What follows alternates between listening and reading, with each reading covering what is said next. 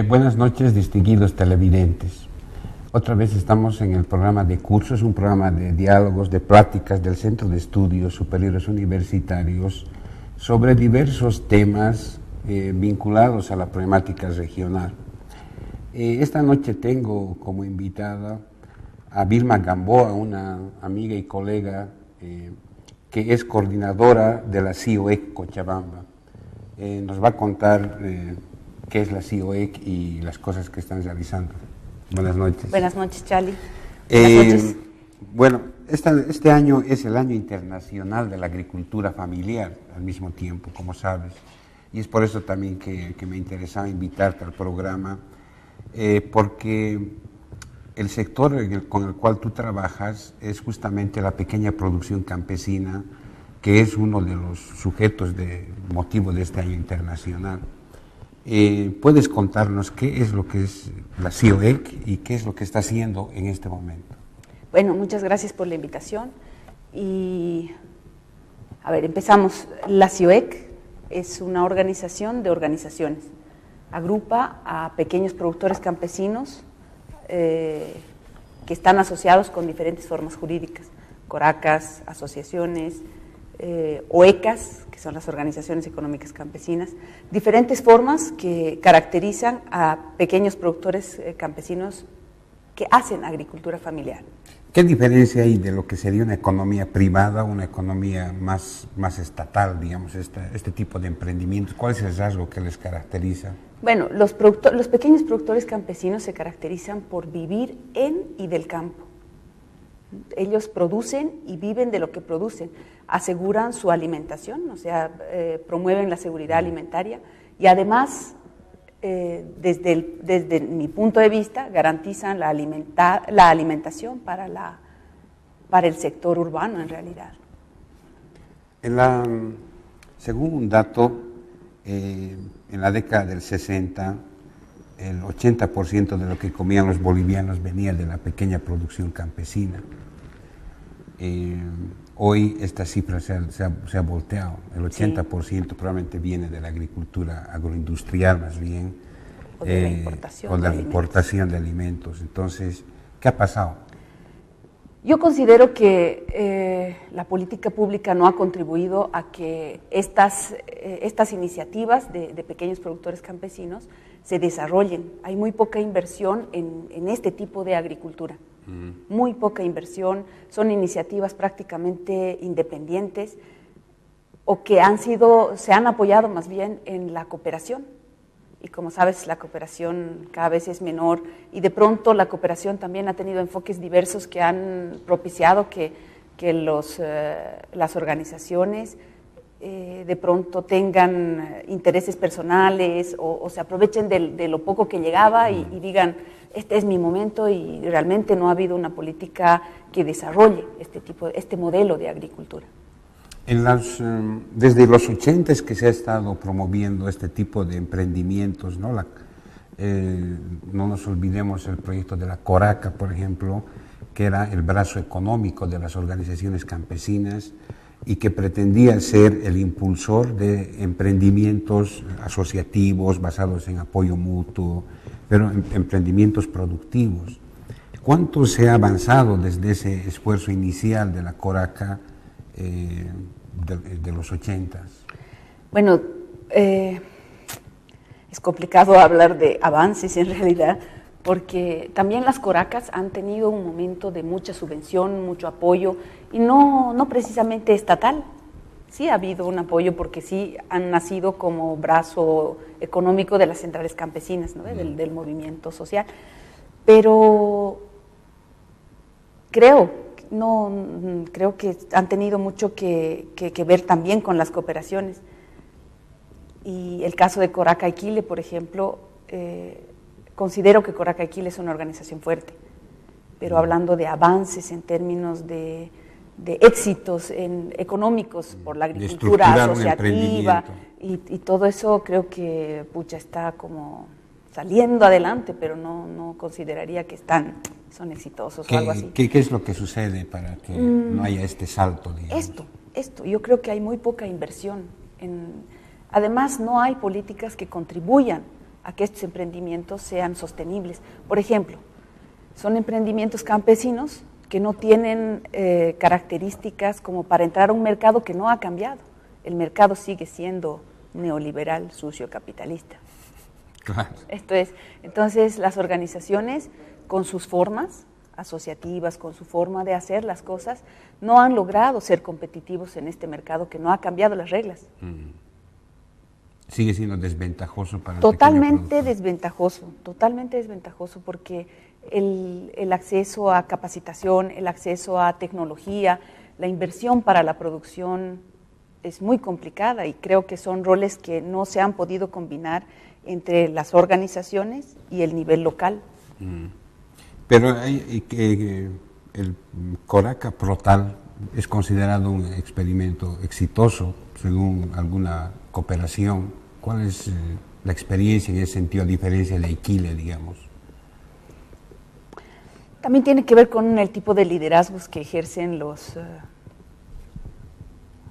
campesinos en este tipo de organizaciones. Coraca Protal tiene un líder bastante fuerte, que finalmente creo que se apega más a una visión, digamos que empresarial. Más empresarial que economía social o de distribución.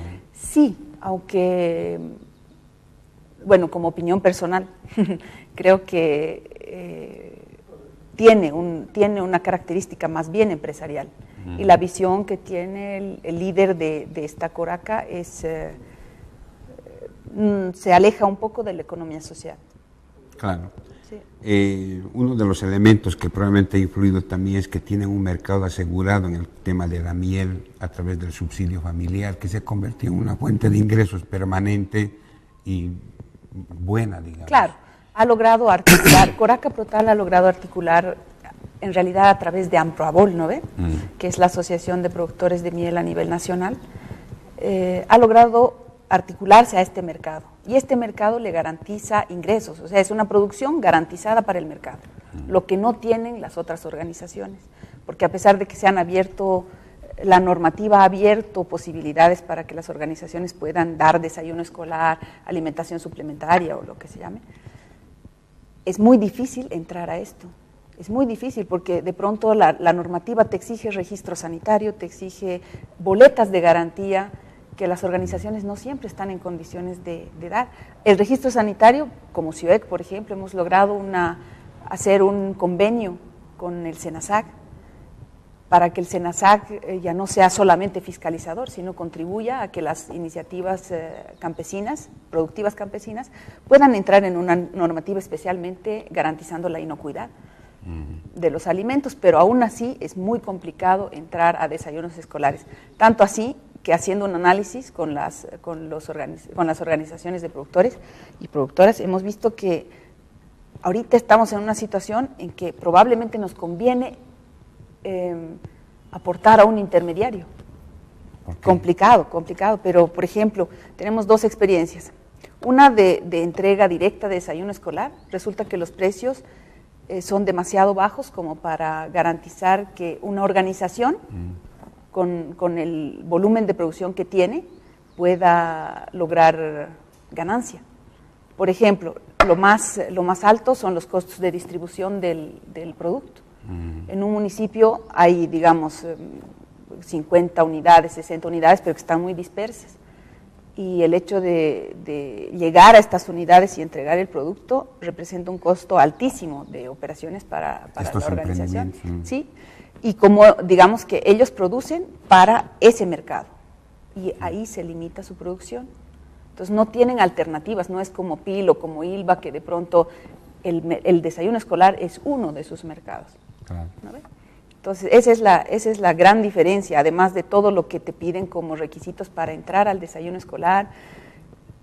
Ahí, haciendo costos, de pronto las organizaciones tienen que jalar muchísimo y entras a una cuestión de, pucha, en este emprendimiento están trabajando la misma gente de la organización, estás generando empleo rural, pero un empleo que no necesariamente es de los que podríamos considerar económicamente interesante. Sí, sí.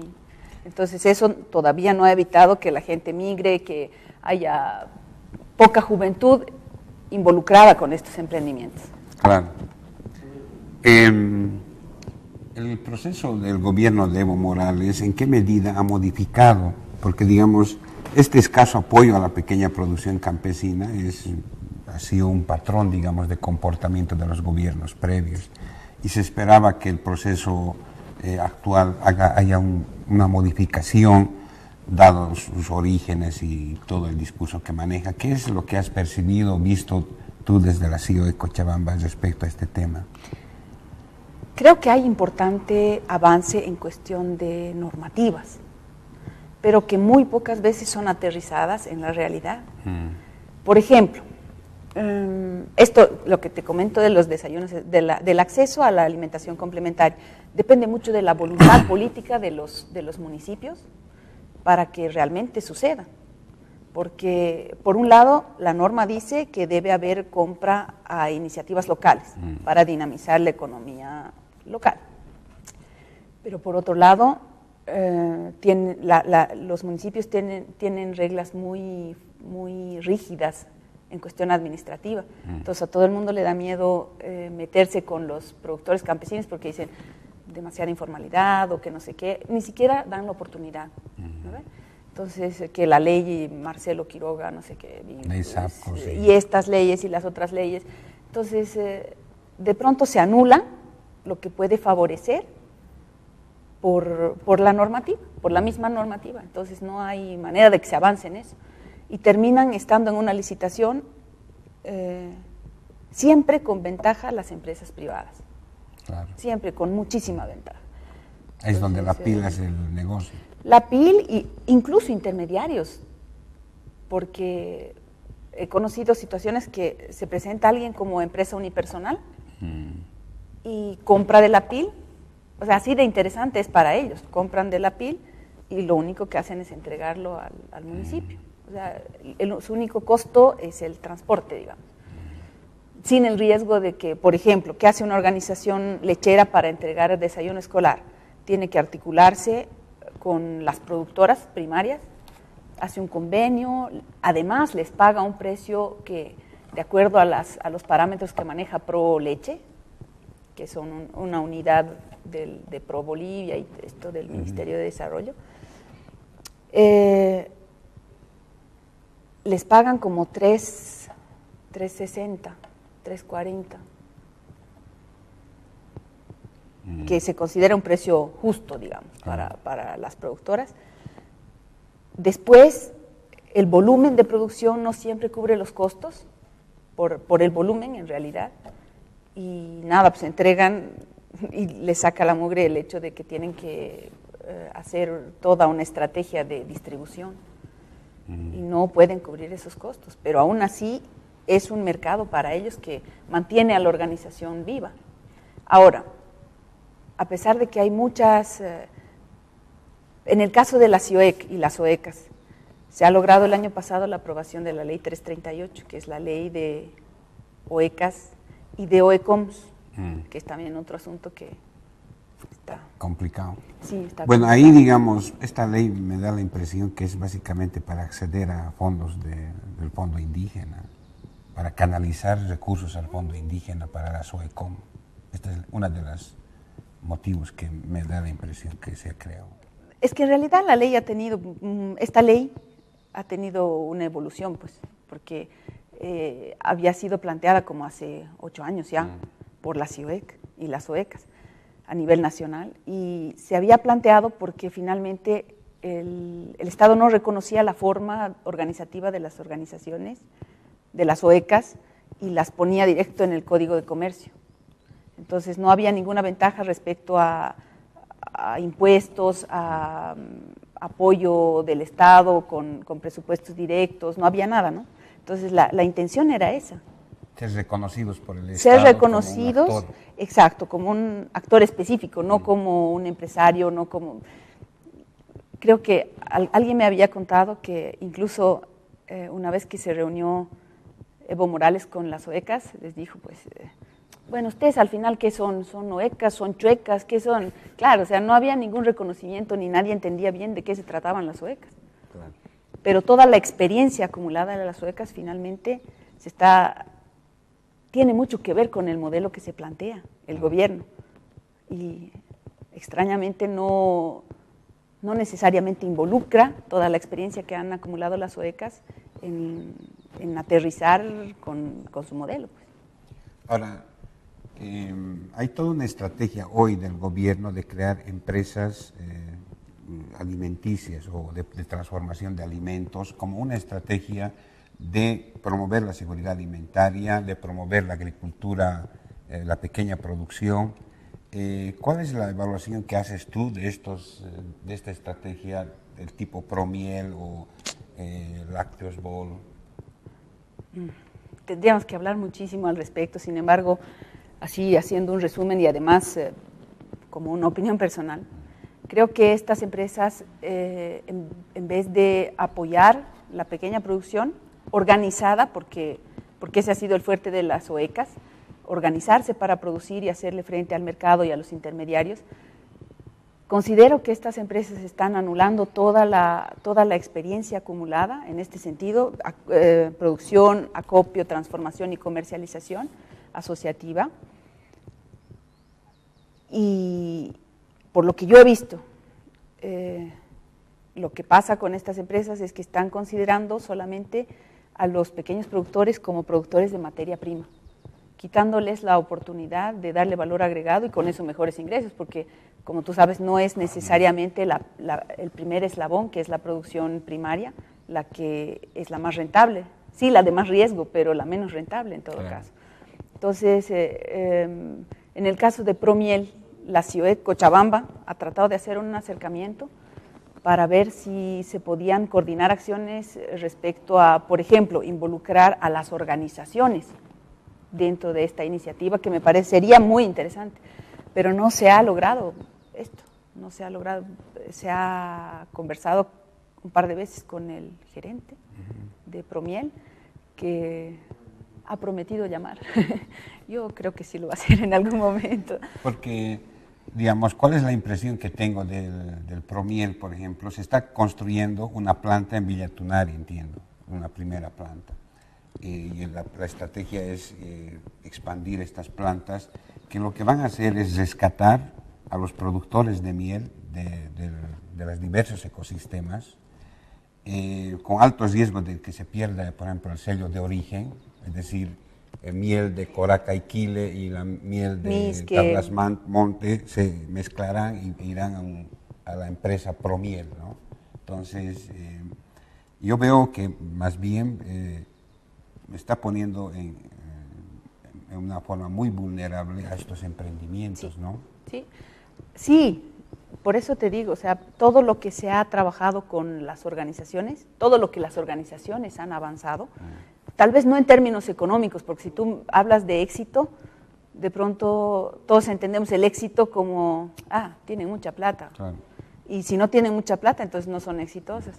Pero creo que ha habido éxito en cuestión organizativa. Hay OECAS que son muy interesantes organizativamente, muy interesantes. Y claro, no puedes tú comparar una OECA que tiene muy poca inversión, que puede lograr muy poca capacitación o desarrollo tecnológico, frente a un Promiel que tiene toda la inversión del Estado.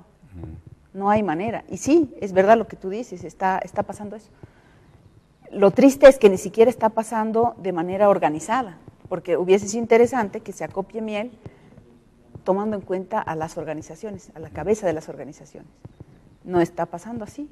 Lo que pasa, y lo han denunciado los productores y productoras, es que técnicos de las organizaciones, de las empresas, estas Promiel y esto, van y acopian miel directamente de los productores.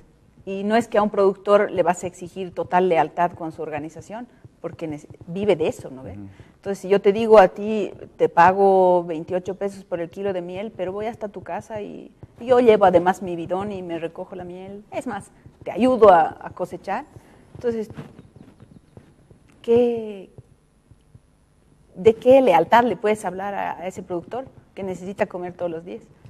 ¿No ve? Entonces es una competencia, porque sí, es una competencia, ya no está siendo complementario con las iniciativas de las organizaciones. Está haciendo una competencia que además, si sigue así, las va a matar. Pues. ¿Y en el caso de Lácteos Bol? Como sabes, en Cochabamba no hay, está la APL, que es la que agrupa, y bueno, la mayor parte de la producción lechera es acopiada por la PIL. Amleco, que es una de las suecas más grandes que tenemos, tiene iniciativas de transformación con los excedentes que ya no vende a la PIL, trata de generar valor agregado haciendo quesos y yogur y esto, pero es una producción más pequeña, digamos. En el caso de Chayapata, yo sé que en algún momento la CIUEC Bolivia ha hecho un análisis respecto a esta empresa y decía que no, pues ha matado a un par de organizaciones que ya no podían contra la inversión que tenía esta. Además, no solo la inversión, sino la ventaja, ¿no ve? No es que a una empresa del Estado le va a faltar registro sanitario o le va a faltar capacidad de producción. Las OECAS tardan años en poder montar una planta, además una planta no con tecnología de punta necesariamente, ¿no? Entonces semi-industrial, como es catalogada por el SENASAC. ¿No? En este escenario, ¿qué perspectivas tú ves a la agricultura familiar en el país, particularmente a esta agricultura familiar organizada en estos emprendimientos? ¿Qué escenarios tú ves prospectivos para el sector? Lastimosamente hay muy poco interés real de las... a nivel departamental, yo había conversado contigo respecto a que este es el año de la agricultura familiar sostenible, sería interesante poder hacer un foro permanente para tocar estos temas y ver qué perspectivas podríamos tener a nivel departamental al menos para apoyar estas iniciativas. Pero mira, estamos casi en marzo, esta es la última semana de febrero y no he escuchado absolutamente nada, ni a la universidad, ni a la gobernación, al municipio menos. Entonces no hay, yo no sé si no hay un plan, pero creo que no hay un plan. Sí, es la paradoja, ¿no? De que no hay... Vimos un periodo donde se habla mucho de los campesinos y de lo indígena y de la seguridad alimentaria, pero en el mundo real poco está pasando en el tema, parece. Sí, y hay un problema, hay mucha... Pese a la crisis que hay respecto de los alimentos y esto, no veo a la gente comprometida, no veo a la gente que realmente vea que la producción, la pequeña producción campesina es la que está en la mesa todos los días. ¿No ve? O sea, hacen abstracción de esto, es como estos niños que creen que la leche sale del refrigerador. Claro, lo que hablábamos sobre el tomate, o sea, ¿cuál es la disposición a pagar de sectores de la población por esta pequeña producción? Sí, ¿no? Y es verdad, de pronto dices, la cuartilla de tomate que viene de saipina, que tiene un montón de aplicaciones que ya no deberían estar permitidas y que te hace daño y que hasta puede producirte cáncer y no sé qué, cuesta 12 pesos la cuartilla. Y el kilo de tomate orgánico, producido en una pequeña parcela, controlada, con agua limpia, con una señora dispuesta a no usar químicos, pese a que el tomate es uno de los productos que mayor vulnerabilidad tiene a las plagas. Entonces te dicen, no, pero ¿cómo voy a pagar tanto? Y sabes que eso me hace recuerdo algo que pasó hace como un mes en un taller que tenía la CIUEC Bolivia, donde un señor nos dijo, cuando nuestro auto se arruina, sacamos plata de donde sea, porque no podemos quedarnos sin auto, ¿no? Que compramos las llantas, lo que sea, no importa. Pero cuando se trata de nosotros, es muy difícil invertir en nosotros. Consideras que todo es, no, eso puede esperar, puedo, no sé, postergas. Y eso afecta a esta pequeña producción. Porque tiene que ver con el compromiso. No solo compras por, bueno, uno es por salud, Pero otro punto es que además estás aportando a un modelo productivo, a un modelo de vida, a un... O sea, digamos que ahí el dinero no es solamente ¿cómo se dice? El intercambio, es realmente tiene otra connotación, ¿no? Claro, va más allá de esta muchísimo lógica más allá. Mercantilista. Totalmente. Se trata de aportar a un modelo en el que tendríamos que creer, ¿no? Claro. Bueno, el tiempo se nos ha acabado. Qué Gracias, Vilma, por la visita. Y bueno, la próxima semana estaremos nuevamente. Gracias.